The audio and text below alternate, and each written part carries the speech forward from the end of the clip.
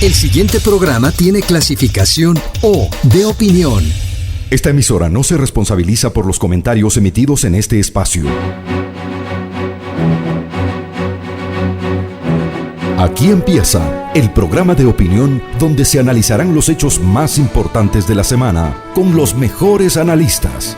Bienvenidos a Descifrando con Thalía Flores, gracias al respaldo publicitario de... Porque claro que estoy en cada rincón, gritando juntos por un sueño. Claro que somos Ecuador, claro que estoy avanzando, claro que estoy mejorando. En este país multicolor, claro que estamos conectando al Ecuador.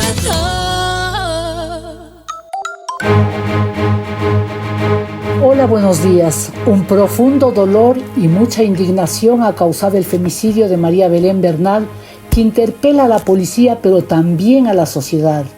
La violencia contra las mujeres en Ecuador aumenta de manera inconcebible. Las cifras son escalofriantes. ¿Qué implica para el país un crimen de esta naturaleza? De este horrendo crimen y en homenaje a María Belén y a todas las mujeres víctimas hablaremos en este programa en una emisión especial de Descifrando. Bienvenidos a quienes nos escuchan en centroecuador.es y en 97.7 FM, en Antena 1 en Cuenca, también en Voces Azuayas, en Facebook y en YouTube. Agradezco la presencia a la doctora Paulina Araujo, reconocida penalista y docente, al doctor Arturo Moscoso, director de Relaciones Internacionales de la OID, y a la abogada feminista defensora de los derechos humanos, Silvia Buendía. Comencemos. El ministro del Interior dijo que lo de María Belén Bernal era un crimen pasional. Usted, doctor Araujo, aclaró que ese delito, el crimen pasional, no existe en Ecuador. Lo que sí existe, dijo, es el femicidio y la pena es de entre 22 y 26 años de cárcel. ¿Qué configura un femicidio y en este caso el de María Belén? Bienvenida, doctora Paulina Araujo, buenos días. Muy buenos días, gracias Thalía por la invitación. Un saludo muy cordial a quienes me acompañan en el panel, doctor Moscoso, doctora Buendía y ante todo a toda la audiencia de este programa. Pues bien, antes de contestarle qué supone el femicidio, usted bien lo introdujo, Thalía. ¿Qué nos deja esto? Nos deja una desconfianza, dolor, una sensación de desprotección y constatar la nula puesta en práctica de políticas de prevención de estos delitos tan graves. Mire usted que nace la investigación penal por una supuesta desaparición de la colega Bernal y luego ya al encontrar su cadáver se percatan que ella murió dentro de una escuela de policía. ¿Sí? O sea, ese es el contexto tan grave. Y cuando hablamos de femicidio, delito contra la vida, que viene de la mano con un asesinato, si usted lo ve, pero no se mata a cualquier persona. Es una mujer y por la situación de género. Es ese ensañamiento hacia el género femenino en el cual claramente hay relaciones de poder. Y esto se valida porque cuando se conoce el caso de María Belén Bernal, aflora esos prejuicios sociales. Por un lado, voces del Estado ecuatoriano que indican que lo único que se quiere es desprestigiar a la policía, se centraron en una institución y no en la víctima, totalmente perverso el discurso.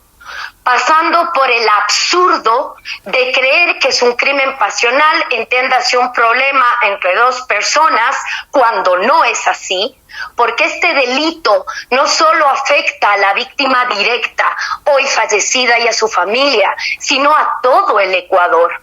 No en vano la gravedad, incluso punitiva, que viene acompañada de una pena de 22 a 26 años. Y también mire usted que ha gestado y aflorado esa perversidad en la gente de culpar a la víctima. ¿Por qué buscó esa pareja? Ella tiene la culpa. ¿Para qué se mete donde no debe? Y eso no, realmente como sociedad duele, porque al parecer no se cuestiona a los que por acción y omisión cometieron el delito, sino que una vez más De la mujer se espera que se proteja, que no se ponga en riesgo, cuando la atención debería estar hacia la prevención de que no se nos mate, no se nos silencie, no se nos desaparezca. Y ahí las políticas del Estado son nulas. No hay una política preventiva. Reaccionan, y las primeras reacciones con los voceros del Estado ecuatoriano realmente fueron lamentables. Incluso se culpaban entre una institución y la otra, y tuvieron que pasar los días para constatar el lamentable fallecimiento de la colega. Gracias, doctora Paulina Araujo. Doctor Moscoso, todas estas reflexiones que se han hecho de manera intensa, porque realmente la gravedad del suceso es así lo amerita. ¿Qué nos está dejando como sociedad? Y le pregunto a alguien, a un hombre que siempre está preocupado de los temas de la defensa de los derechos humanos y también de los temas de las mujeres, a un catedrático y sobre todo a un docente, sí, pues como catedrático, una persona que transmite las cosas. Y le digo a esto porque la persona que comete este horrendo femicidio es alguien que instruye a las personas que van a salir supuestamente a las calles a defendernos de la violencia. ¿Cuál es su reflexión? Bienvenido, doctor Arturo Moscoso, buenos días.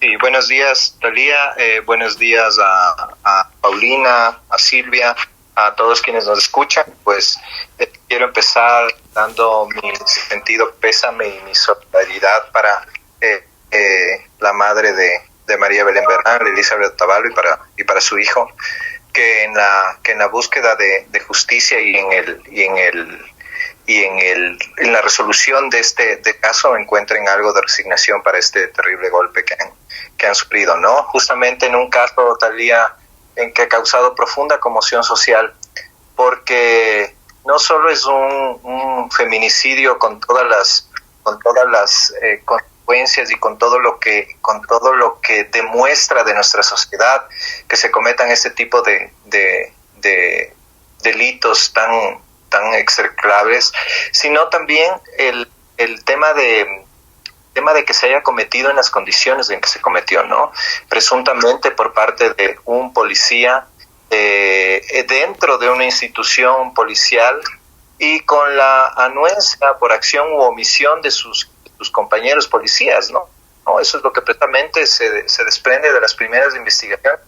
Y es terrible el mensaje que esto manda, ¿no? Es terrible el mensaje que esto manda a la sociedad, porque quienes están llamados a protegernos, quienes están llamados justamente a defendernos de la violencia ilegítima, son justamente quienes la cometen, ¿no? Entonces, nos da una profunda desazón en la ciudadanía, que justamente deja de confiar en los órganos llamados a protegernos e incide justamente en nuestra desencantamiento con las instituciones públicas, con las instituciones políticas, con el mismo Estado, un Estado que es incapaz de brindar protección a sus ciudadanos, y que genera una profunda desconfianza, no solo en las instituciones políticas, como digo, sino también en el sistema en general y entre nosotros, ¿no? Una profunda desconfianza interpersonal y sobre todo una profunda desconfianza en las instituciones que vemos como ineficientes en su labor, y que nos lleva justamente a desconfiar de cuál será la resolución del caso, e incluso en muchos casos a pretender hacerse justicia por propia mano, ¿no? Entonces, más allá, como te decía, de todos los efectos terribles que tiene este caso en la sociedad, también es ese, ¿no? Un profundo golpe a las instituciones políticas, al Estado y a la democracia, ¿no? Gracias, así es. Gracias, doctor Arturo Moscoso. Desde Guayaquil nos acompaña la abogada Silvia Buendía y Recarco, desde Guayaquil, porque este crimen ha sacudido toda la conciencia nacional, pero me gustaría un poco que nos cuentes, Silvia, en Guayaquil. Yo sé, te he escuchado en varios medios a varias personas de Guayaquil conmovidas también, porque esto supera todo lo que uno puede imaginarse. Además, ¿cómo sucedió? O sea, no hay una sola cosa que no sea impactante.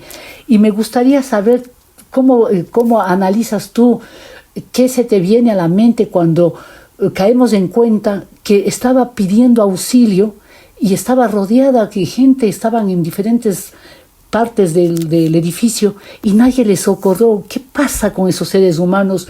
¿Qué nos está sucediendo como sociedad? Inclusive saco de ahí de la escena solamente de la policía, que ya es de por sí una cosa impresionante, para ver qué le hace que el ser humano no pueda reaccionar hasta de una manera instintiva, no digamos sabiendo que está alguien pidiendo auxilio. ¿Cuál es tu reflexión, abogada Silvia? Buenos días, bienvenida. Buenos días, Talía. Un saludo afectuoso a Arturo, a Paulina, a la gente que nos está escuchando hoy. Acá en Guayaquil tenemos una situación también en nuestro territorio de un aumento enorme en el índice de violencia.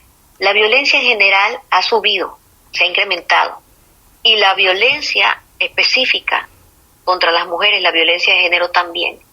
Aquí en Guayaquil ocurrió hace pocos días este caso de la chica que denuncia en redes sociales que en la vereda, frente a todo el mundo, un desconocido que la manosea, después la agrede salvajemente porque ella reclama. Y la gente pasa y nadie la ayuda. Claro, también lo vimos en un video de lo que pasó en el Tambo, este hombre que agrede a la señora que tiene un hijo y nadie la ayuda. Entonces, aquí vemos lo que es la sociedad. Está tan naturalizada y normalizada la violencia contra las mujeres en forma pública. No importa si sea perpetrada por un desconocido o por el marido, da igual. Nadie toma acciones. Y lo que vemos en el discurso público, inclusive desde las autoridades de gobierno, es algo así como que la mujer tiene que ser educada o educarse o tomar medidas ella para que no la agredan. O algo más escandaloso todavía, este discurso que te dice también desde el poder, mujeres no somos víctimas de nadie sino de nosotras mismas. Esto también nos lo dijeron y nadie del gobierno salió a decir no es así, a cambiar el relato. Tenemos un ministro que debería hacerlo mejor y no hablar de un delito o crimen pasional o de un hecho doloroso pero humano, o de que a la final si ella no entraba a la escuela superior policial no le pasaba nada. Es como que en tantos años que han sucedido, que han pasado desde las instancias del gobierno, no se habla, no se ha entendido lo que es el enfoque de género para tratar cosas netamente de violencia de género, delitos y contravenciones del tema violencia de género. No hemos aprendido nada. Sigue naturalizándose estas conductas y sigue de alguna manera disculpándose también y trasladándose toda la responsabilidad en la víctima de la agresión. Gracias, abogada Silvia, buen día. Claro, de esa manera se revictimiza y la sociedad se queda, la reflexión se le pasa demasiado rápido y no queda nada. Gracias, doctora Paulina Araujo. También entre todas las cosas que se han dicho es que yo creo que aparte de lo que ha sucedido, que es una cosa infame, el Ecuador ha acompañado con asombro el manejo comunicacional y el relato que se ha intentado imponer, ¿no?, desde la policía, inclusive también por momentos desde el gobierno. Cuando se habla que obedecía a un superior, por favor, o sea, aquí hay una legislación desde hace mucho tiempo. Nadie puede, pues, ser obligado a cometer cualquier acto indebido, no digamos ser cómplice, una cuestión tan grave como esta que es el eliminar a una persona, a un ser humano, a una mujer. ¿Cómo se lee eso socialmente y desde el derecho, Paulina? Desde el derecho es importante abordar que tanto en la normativa nacional como en la internacional se prohíbe alegar obediencia debida. ¿Qué quiere decir esto? Que si hay una orden totalmente ilegítima, delictiva, y hay un subordinado que la perpetra, son responsables los dos. El que da la orden y el que la ejecuta. El que da la orden, por ejemplo, no hagas nada, no avises a nadie, y quien se abstiene y por no haber cumplido con su deber jurídico de socorro, el delito se comete. Pensemos en el caso puntual de María Belén Bernal. No cuela lo que han dicho varias versiones, que la torre donde al parecer ocurrió el delito está alejada de donde había más personas, porque en la disposición de la escuela de policía a las 2 más o menos de la mañana, si es que hay gritos de auxilio, se va a oír. Con todo respeto, hasta por la hora en la que se comete el delito, es evidente que se escucha. Si alguien, al menos de los que estuviera ahí, tendría presente su deber jurídico de socorro, de velar por la seguridad de los ciudadanos, de prevenir delitos, porque así lo dice nuestra Constitución, entraba, primero lo detenía en delito flagrante al señor que le estaba agrediendo y segundo le salvaba la vida. O sea, mire usted, esa fracción de minutos, qué giro tan grande hubiese dado. De ahí que por eso nuestra normativa determina, se delinque por acciones y también por omisiones y tiene la misma gravedad. No es que la omisión solo supone una complicidad, no señor. Si por dejar de hacer lo que tengo el deber jurídico, entiendas el socorro a las personas, se cometió el delito, hay autoría también. Ahora la pregunta es, doctora, ¿por qué, cómo se explica usted que de tanta gente nadie reaccionó? O sea, a uno dice, pero que haya uno, que haya dos, pero ¿cómo es que ese estado de, no sé cómo llamarlo, porque no es indefensión, pues ellos no son los que estaban en estado de vulnerabilidad? ¿Qué hace que el ser humano se bloquee tanto? Eso quisiera una explicación que creo que ya nos transporta al campo psicológico inclusive. Más que psicológico, es ya una sociedad totalmente deshumanizada y que también nos pone en el tapete de discusión qué tipo de formación están recibiendo las personas, los agentes del orden, en la misma Escuela Superior de Policía, ¿no? Que deberían tener, al menos en teoría, clarísimo su rol de protección a la sociedad y adicionalmente una reacción totalmente humana, lo que decía la madre de la colega Bernal. Si yo escucho a una persona que me pide ayuda, yo actúo por sentido elemental de solidaridad, de ayudar a otro ser humano que pide ayuda. Vemos que ha primado más la orden del superior, vaya a saber si fue el espíritu de cuerpo, pero nos coloca este doloroso escenario y que deriva ya en una desconfianza general, un miedo. Incluso aquí estamos dos mujeres criticando ciertas cosas que se ha hecho, dando una voz de alerta desde lo jurídico, desde lo humano. Ojalá que quienes se sientan incómodos con este criterio no nos desaparezcan, porque hemos llegado ya a ese punto que quienes intentan ser una voz de los que ya no la tienen, a criterio de ciertos funcionarios del Estado ecuatoriano, lo que buscan es desestabilizarlos. Así sí, es. O sea, tanto discursos como un entramado. Y mire usted que es tan perverso lo ocurrido, el propio agresor es el que en un macabro plan para quedar fuera del radar de la justicia, él es el que pone la denuncia. O sea, mire usted, se da tiempo de cometer el delito, de dirigir perfectamente bien que nadie diga nada, y luego él descaradamente es el que acude a fiscalía con un relato totalmente falso, a sabiendas que su esposa ya la había matado. Gracias, doctora Paulina Araujo. Y que en ese camino no haya reaccionado alguien, haya puesto en conocimiento a la autoridad, perdóneme, pero eso es intolerable. Claro, solamente un apunte, doctora Paulina Araujo. Él hace la denuncia a pedido de la mamá de María Belén. Ella le dice, entonces hay que denunciar, y el otro, bueno, con todas las características que ya conocemos, ¿no? Que quien perfile a este ser humano desde todos los ámbitos encontrará prácticamente a alguien que no es de esta vida realmente. O sea, es a uno como que las palabras le faltan o le exceden los términos, pero estamos hablando de algo inconcebible. Permítanme hacer aquí una primera pausa. Agradezco a la audiencia por seguir con nosotros y les invito a enviar sus comentarios a la cuenta de Twitter @TaliaFloresF y también al Facebook. Ya volvemos.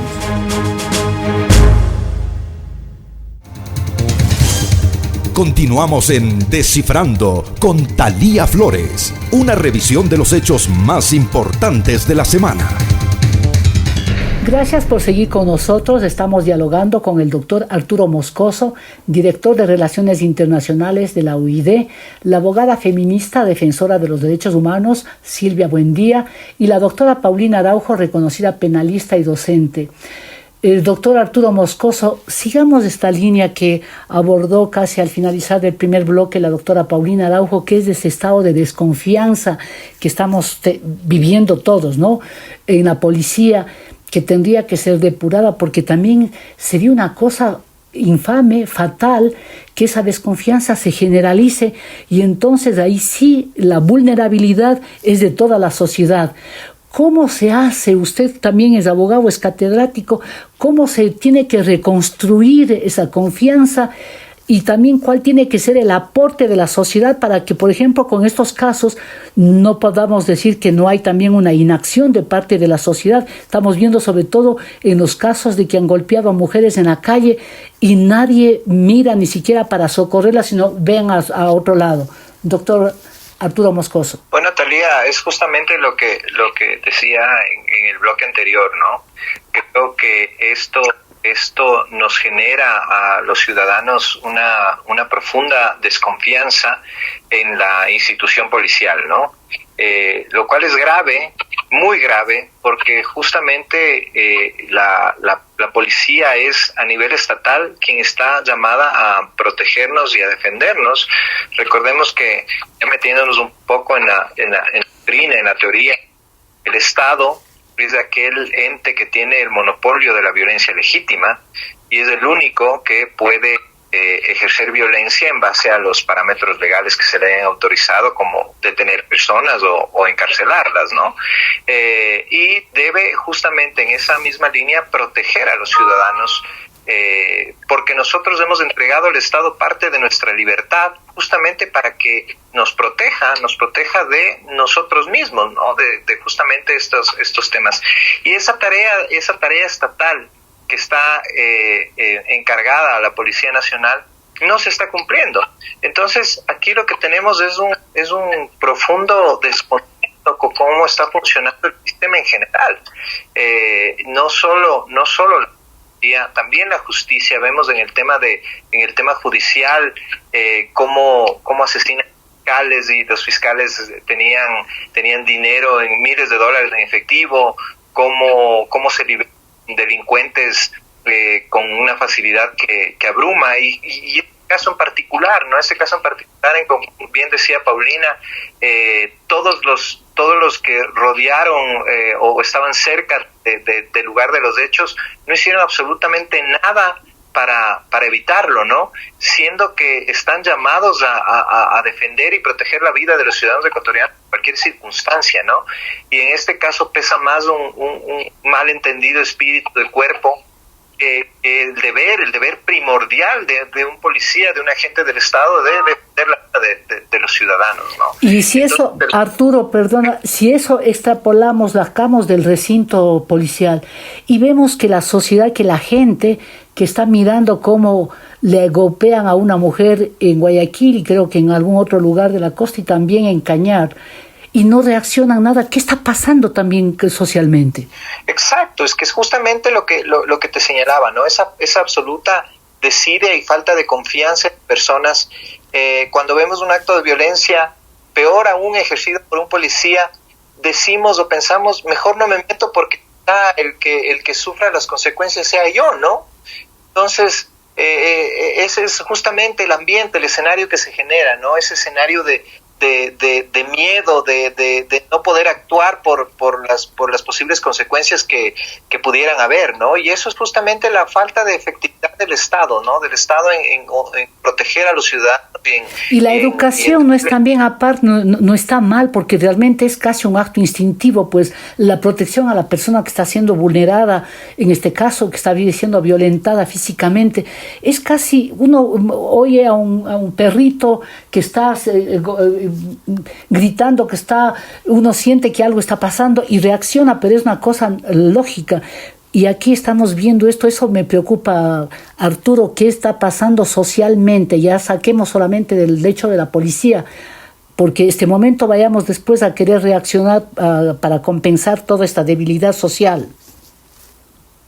No, pues ya socialmente lo que evidencia, Thalía, aparte de la desconfianza que nos tenemos entre nosotros, que es muy alta, muy profunda, es justamente la descomposición social y el profundo machismo que está presente en nuestra sociedad, ¿no? Un tábico con el que aparentemente no se está trabajando en la formación de nadie, ¿no? Ni siquiera peor aún, policías, pero de toda la sociedad, ¿no? Encontramos actitudes machistas en todo. Lo que decía me parece Silvia, en relación a cómo se pretende prestigiar, ¿no? a la víctima, revictimizarla y culpabilizarla, ¿no? Algo que no debería pasarnos por la cabeza, ¿no? La culpa de un abuso, de un feminicidio o de una violación siempre está en quien la comete, ¿no? En quien comete ese acto, ese vil acto, que nos parece tan lógico, ¿no? Y empiezan a cuestionar la calidad moral de la víctima, ¿no? Lo terrible, espantoso. O sea, eso nos da la medida de la profunda descomposición social de nuestro país, lamentablemente, también. Gracias, doctor Arturo Moscoso. Silvia, hay otro eje que sí vale la pena analizar, porque, claro, estamos en este momento con demasiadas cosas por el impacto, porque estamos en shock ya varios días, y es del riesgo de que prevalezca, más bien dicho, de cómo hacemos que prevalezca la justicia en un momento dado en una sociedad que puede este rato querer venganza. Y pregunto a alguien que es abogada, ¿cómo hacemos eso? Porque tiene que imperar la ley. Obviamente queremos que haya justicia, pero ¿cómo hacemos que sea la ley, que sea la justicia y no ese espíritu de venganza que todo el mundo casi humanamente se quiere frente a los acontecimientos tan monstruosos? Es complicado, Thalía, porque ante la ausencia, y aquí no solamente te voy a hablar de una ausencia de justicia, te estoy hablando también de una ausencia de un debido proceso. Tenemos una fiscalía que retiene durante 8 horas para investigación al teniente Cáceres. Y no es posible que durante 8 horas que está retenido dando su versión, tratando de corroborar lo que él dice, no puedan ir a la Escuela Superior de Policía a ver si la coartada de él es verídica. No era tan difícil. No es solamente la justicia, son todos los operadores de justicia, fiscalía y policía incluidos. Entonces, esta serie de omisiones que pasa demasiado, no te puedo decir que hay una orden, ni hay una política pública, ni hay una orden de jerarquía para, para cometer femicidios o para que estos queden en la impunidad. No puedo hablar de eso, pero sí te puedo decir de fallas que ya son estructurales en los operadores de justicia. Y me imagino que también, Paulina, lo vemos todos los días desde el litigio de contravenciones y delitos de violencia de género. Entonces, no tenemos en este momento operadores de justicia que sepan de qué se trata y de qué hablamos cuando hablamos de violencia de género. Entonces, empecemos por ahí. No puedes cambiar los patrones de una sociedad para la que la violencia de género es algo que tradicionalmente se ha tolerado, por lo que estamos acostumbrados, por lo que te dice la religión. Somos un pueblo muy religioso, y acuérdate que desde la religión los mensajes es que el amor todo lo soporta y todo lo aguanta, que el hombre es la cabeza de la familia, que la mujer tiene que ser, tiene que postergarse en sus intereses y en sus metas por la familia y por su marido y por sus hijos. Esos son los mensajes con los que nos han bombardeado a generación tras generación tras generación. Realmente en este momento el discurso feminista es una especie de discurso contracorriente, de una anomalía. De lo que estamos diciendo es esto no se puede tolerar, pero no necesitamos que desde el gobierno se nos combata como que fuéramos terroristas. Parte de la legitimidad y la confianza que tienen que producirnos las instituciones de justicia, de fiscalía y de policía es que estén en sintonía con un discurso de respeto y conocimiento de los derechos humanos, del enfoque del respeto a los derechos de las mujeres. ¿Y en dónde se aprende la violencia de género? Silvia, ¿y en dónde se aprende eso, aparte de la formación en la familia, en la sociedad, en la cátedra? ¿En dónde se aprende cómo se hace que la sociedad tome conciencia y tenga estos códigos de valores que no se necesita pues ni mucha ciencia ni un gran aprendizaje, es como un acto normal, pero como estamos totalmente con todo el análisis que tú has hecho en otra instancia, ¿cómo le damos la vuelta? Es un giro de tornillo ahí para que la gente entienda, para que socialmente entendamos las diferencias, ¿no? Y los derechos de las mujeres. Yo te diría que lo primero es desaprender conceptos nocivos. Desaprender ciertas ideas que parecían que estaban escritas en piedra. Entonces, no nos olvidemos que hasta el año 1989 aquí en Ecuador teníamos un código penal que le quitaba responsabilidad penal al hombre que mataba a su mujer cuando la encontraba en adulterio. Hasta el año 1990 una mujer no podía denunciar a su marido por malos tratos, por intento de asesinato, por violación. Tenía que buscar a un tercero porque los cónyuges no se podían denunciar.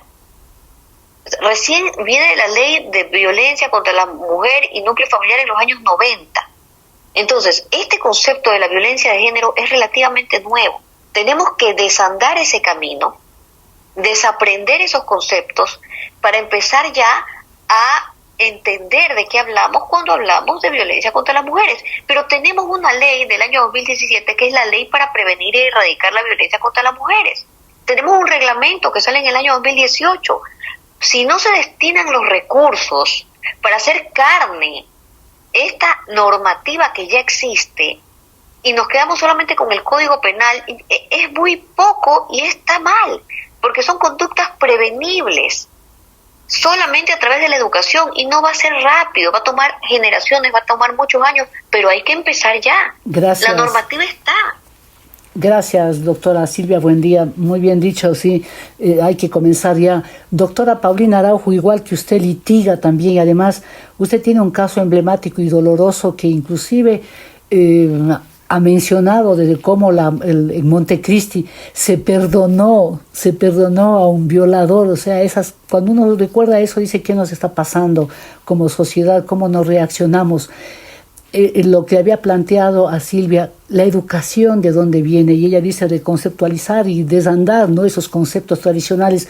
¿Usted cómo piensa que hay que hacer en este país para que haya una toma de conciencia colectiva de cuáles son realmente los derechos de todos los sectores? Mire, querida Talía, al ver que el Estado poco o nada le interesa una política pública seria de prevenir delitos, podemos empezar en espacios como los que estamos compartiendo este momento, alzando la voz, haciendo notar las falencias, tratando de romper el mito de que la mujer es la que se busca su suerte y ella es la culpable de que la agredan, de que la toquen, de que la desaparezcan, que la violen o que la maten, cuando tenemos que ver que incluso si bien es la familia en donde se empiezan a aprender valores de ayuda, de solidaridad, de respeto a los demás, luego también en las aulas de primaria, secundaria, universitarias, formación en derechos humanos. Saber que mi derecho llega hasta donde empieza el de los demás. Saber también que existe en nuestra normativa la posibilidad que defendamos a un tercero. Se llama legítima defensa de terceros. Si yo constato que alguien la agreden, sí me puedo meter a tratar de repeler esa agresión. ¿Sí? O sea, el entorno educativo no solo es de normas, sino también de reconocernos como humanos y no llegar a un punto de que se siga normalizando que si veo una víctima, la gente sí tiene tiempo para sacar el celular y filmar, cuando lo mismo le pudo haber llevado timbrar, por último, al 911. Y también reconozco que hay mucha gente que no se mete, no tanto por criterios machistas, sino también por miedo. Porque mucha gente ha entrado a ayudar, pero se dan cuenta que pueden terminar igual de agredidos. ¿Por qué? Porque hay el vacío de que el órgano público, que sí tiene obligación de defendernos, En ciertos casos no lo ha hecho. En el caso de la colega ya fallecida, María Belén Bernal, nos damos cuenta que justo los órganos que deben protegernos ahora se convierten en agresores. O sea, yo vuelvo a insistir en una pregunta: ¿qué se está enseñando en la Escuela Superior de Policía? Cuando dábamos por hecho que tienen formación en derechos humanos, y si se les justifica nos defiendan con el uso racional y progresivo de la fuerza, ahora resulta que más primó lo que dijo un teniente y el resto miró hacia un lado. Entonces, créanme que las aristas son complejas, pero yo sí celebro que ahora ya hay más voces que se unen a tachar totalmente y jamás normalizar, menos aún pretender que es un crimen pasional, que es un lío entre una pareja. No, señor, eso es de afectación general. Esa es la esencia mismo del delito. El delito genera alarma social, ¿sí? Y todos debemos estar inmiscuidos a no tolerar conductas delictivas y exigir en este punto que las autoridades de justicia, sea el órgano investigador, que es Fiscalía, luego los jueces y tribunales, primero tengan la formación en el ámbito que van a dictar sentencia o van a tomar una decisión. Y segundo, sea gente valiente. Gracias, doctora Paulina Araujo. Que realmente se la jueguen por la víctima, verdad y justicia. Gracias, doctora Paulina Araujo. En efecto, yo celebro todo lo que han dicho ustedes porque nos están haciendo que razonemos y sobre todo veamos que sí hay cómo reaccionar y cómo intentar que esto cambie en el Ecuador. Debo hacer una nueva pausa recordándole a la audiencia que Descifrando puede ser escuchado en 97.7 FM en centroecuador.es, Antena 1, Voces Azuayas y YouTube. Ya volvemos. Esto es Descifrando, un programa de opinión con Thalía Flores. Continuamos, están hoy en Descifrando la abogada feminista, defensora de los derechos humanos, Silvia Buendía desde Guayaquil, la doctora Paulina Araujo, reconocida penalista y docente, y el doctor Arturo Moscoso, director de Relaciones Internacionales de la UID. Toquemos otra arista, Silvia.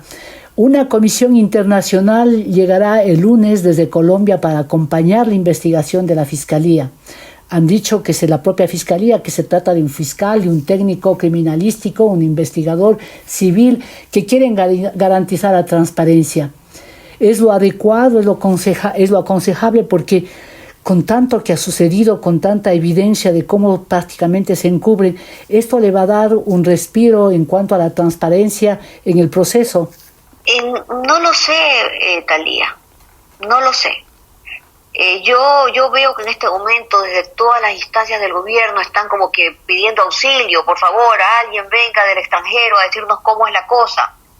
Sin la voluntad política de hacer los cambios pertinentes, sin una, como te digo, sin que se interiorice, sin que haya el compromiso de entender de dónde nace el machismo y la misoginia, que está absolutamente metida también en el discurso y el relato del gobierno, en todos los niveles, no nos va a servir de nada pedir ayuda a la Comisión Interamericana de Derechos Humanos, a expertos de fuera del país. No. Yo sí creo que en este momento el gobierno y todas las instancias del Estado tienen que entender lo que significa el enfoque de género. O sea, ¿quieren ayuda? Empiecen por leer todas las sentencias en este tema que tiene el Sistema Interamericano de Derechos Humanos. Ya vimos hace pocos meses lo que nos pasó, por ejemplo, con la ley del aborto en caso de violación. O sea, el gobierno se permitió cambiar una ley desde la misoginia, la desconfianza de las mujeres, no creyéndole a las víctimas, revictimizando a las niñas y a los adolescentes. ¿En serio este gobierno tiene cara para decir necesito ayuda, cuéntenme cómo es la cosa, ahora sí lo vamos a hacer bien? No es un tema de pedir ayuda ahora porque hay movimiento en las calles, hay bulla, hay descontento. Aquí se trata en serio de una autocrítica profunda. Somos un gobierno ignorante en este tema, ignorante y en negación permanente y sistemática sobre el tema, porque si seguimos diciendo que las mujeres no somos víctimas, sino que somos víctimas de nosotras mismas, que tenemos que hacer que se nos respete desde nosotras, que tenemos que educarnos para que no nos golpeen, que tenemos que salir corriendo a la primera muestra de violencia, o peor, que si el marido está bravo, nosotros tenemos que mirar para otro lado y esperar a que se le pase. Ese es el mensaje equivocado, y está al interno del gobierno, y es desde la ignorancia y el de la miopía y desde el machismo imperdonable. Entonces, si vamos a cambiar las cosas, no es buscando ayuda afuera, es un cuestionamiento y una autocrítica desde el interno. Pero Silvia, mientras yo creo que podría haber, es una pregunta, planteo como pregunta pero con razonamiento, ¿no cree que en la situación en la que está de convulsión el país, porque este es un tema gravísimo, pero tenemos otras complejidades en el Ecuador, estamos en un momento absolutamente delicado, inclusive mucha gente habla de un tris de que pase cualquier cosa, inclusive en lo político? O sea, no excluyamos lo uno de lo otro, porque si no hay este acompañamiento desde fuera, mientras la gente recapacita, reacciona, tomará tiempo que se eduquen, como usted mismo dijo, un reaprendizaje para cambiar los conceptos, pero necesitamos transparencia en este caso, porque de lo contrario quedará no solamente el estigma, sino esa sensación de injusticia nos acompañará siempre. No es bueno que venga gente desde fuera que más o menos diga, están viendo que sí están haciendo las cosas como es, con el debido proceso. Claro que sirve en términos de transparencia, en términos de credibilidad, pero de nuevo, te lo digo con franqueza y con dolor, no nos sirve si es que no se hace un cuestionamiento profundo, un compromiso, una voluntad política de cambiar las cosas, y desde la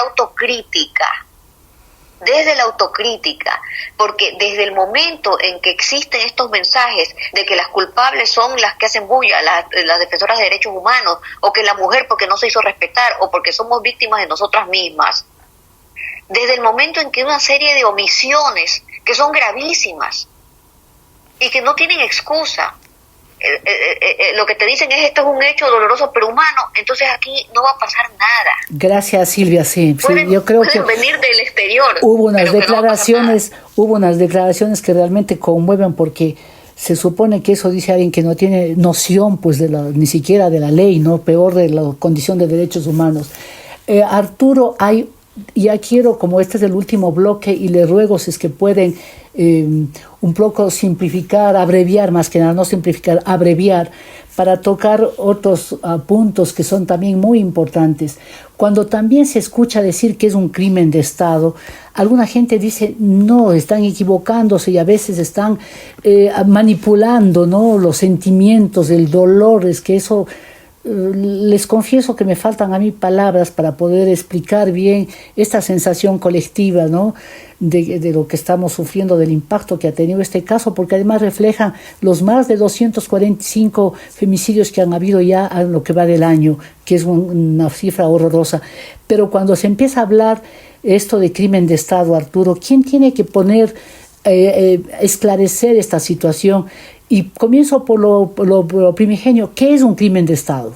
Bueno, Talía, esto es un debate interesante que se ha prestado a muchas interpretaciones, tanto en redes como en los diferentes medios.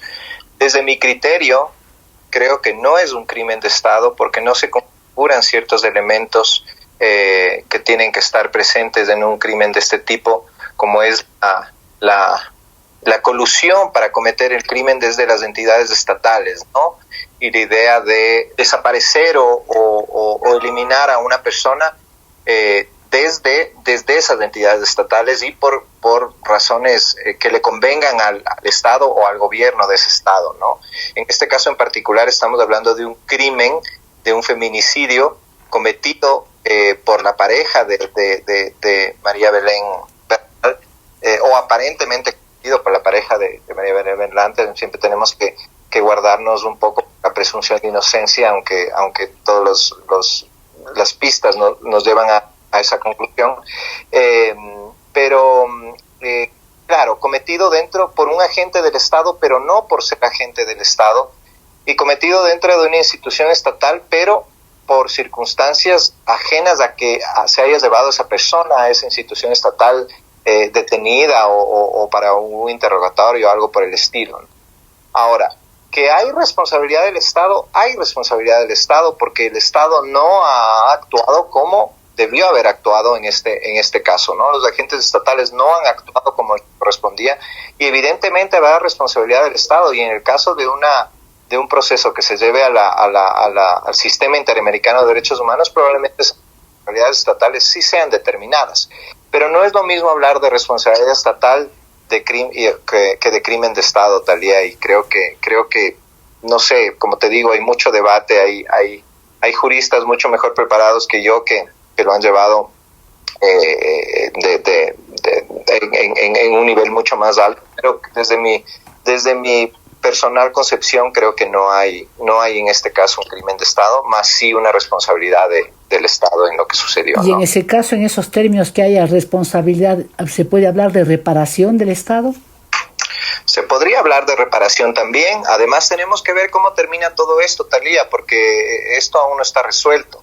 Entonces tenemos que ver si es que se termina haciendo justicia, si es que algo sucede que impida que esto llegue a una conclusión en donde se haga justicia tanto para la memoria de María Belén como para su familia por impedimentos de agentes estatales. Entonces ahí sí estaremos hablando de un crimen de Estado, ¿no? Gracias.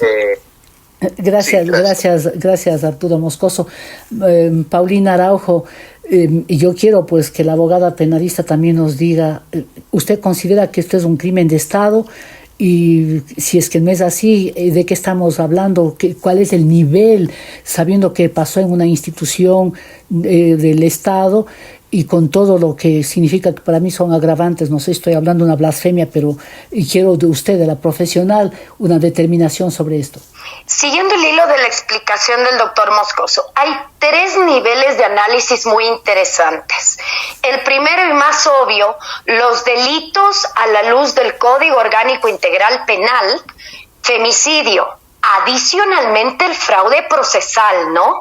El fraude procesal, ¿cuándo lo tenemos? Cuando una vez que los autores, por acción y omisión, más los cómplices, le quitan la vida a la colega Bernal, luego al parecer hay gente que le favorece al delincuente, que le da alojamiento, le permite que se escape, le permite borrar huellas del delito. Eso es un segundo delito, fraude procesal. Tanto femicidio como fraude procesal, según nuestro sistema, parten de responsabilidad personal de los autores y cómplices. Ahí nuestro derecho penal se centra en las personas naturales a las cuales les puede mandar a la cárcel. Primer nivel de análisis. Segundo nivel de análisis es la responsabilidad del Estado. Esa responsabilidad se analiza internacionalmente, porque las cortes internacionales son las que sí se van en contra del país en general. Ahí ya no se analizan acciones u omisiones de personas, sino del Estado ecuatoriano. Hay colegas que se dedican todo el tiempo a esto para analizar la violación de derechos, tienen obviamente más autoridad a pronunciarse, y eso se dará, coincido con el doctor Moscoso, si es que vemos las falencias totales de los procesos que se están llevando adelante. De ahí que no me aventuraría a decirle que al día de hoy ya hay responsabilidad del Estado en cortes internacionales, porque sería extemporáneo. Última institución, crimen de Estado, que no podemos mezclar las tres. Crimen de Estado es cuando usted verifica que todas las instituciones del Estado se pusieron de acuerdo para cometer una infracción en contra de una persona o grupo de personas. Uh-huh. Quizás más adelante veamos cómo avanzan las investigaciones, pero esta tercera institución es más aún de delicado tratamiento. Coincido, delitos a la luz del COIP, usted tiene un ramillete. Y la responsabilidad del Estado, que será determinada si es que así se lo acciona internacionalmente, importante decir, reparación y ante todo garantía de no repetición, que esto no vuelva a ocurrir. Pero pensemos en algo, ¿Cómo le repara a doña Elizabeth Otavalo y a su familia la vida de la colega Bernal? Sí, en ese aspecto esto es inconcebible porque es eso, la vida se fue y se perdió. Doctora, una cosa que llama la atención, haciendo abstracción ya de los otros temas, ¿qué será aquello del castillo de Grayskull, no sé, de un pabellón del que hablan en el instituto donde se cometió aparentemente este crimen? ¿Qué es eso? ¿Sabe usted, tiene alguna información de dónde está este castillo en la escuela de formación? Vea, el castillo de Grayskull, la verdad es que me encantaría estar dentro de la mente de este sujeto para lograr entender, si yo le extrapolo al castillo de Grayskull y ciertas series de televisión, no sé, se entendía que ahí era la fortaleza donde mandaba cierta persona dentro, quitándose del control de la normativa ecuatoriana. Mire usted incluso la conexión que ojalá también salga a la luz, porque entiendo Fiscalía está centrada en aquello, de cómo una cadete, a ella sí le han dictado prisión preventiva, y en esta semana también se ordenó el allanamiento de la casa, de la residencia de otra cadete. Al parecer este señor Cáceres manejaba también y se sentía totalmente blindado en una institución que podía hacer, deshacer, valerse de varias personas para que se cumpla su cometido, ¿no?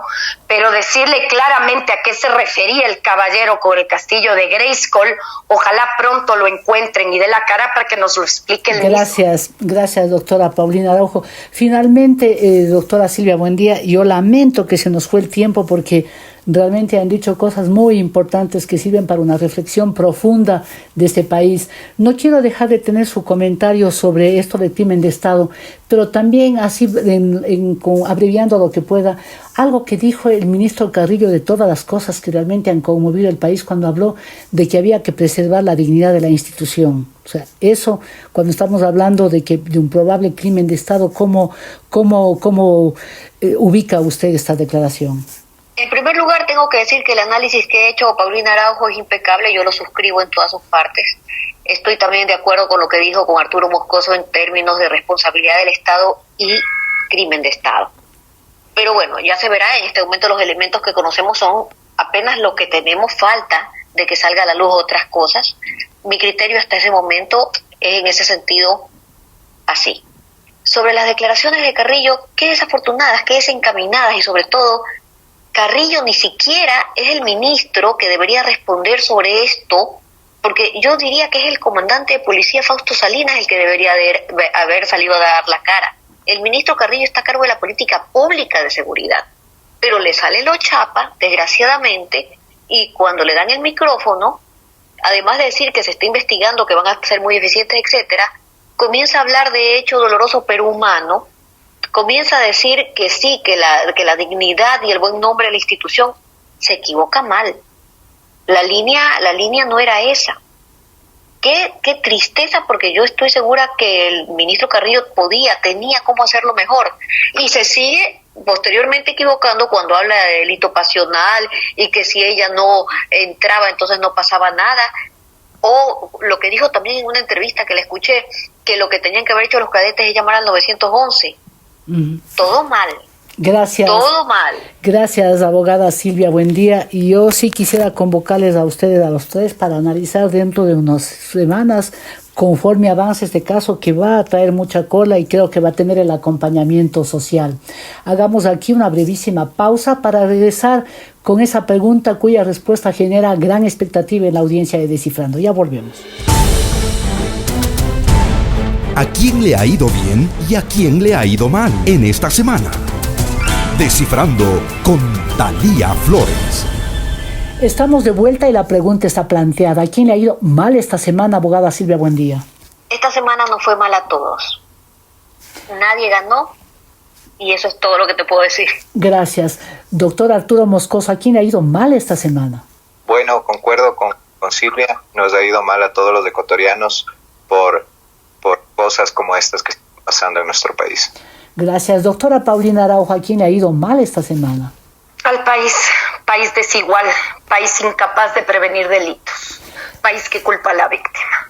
Y para que nos quede un sabor agradable, si es posible, para este fin de semana, ¿a quién ha ido bien, abogada Silvia Buendía?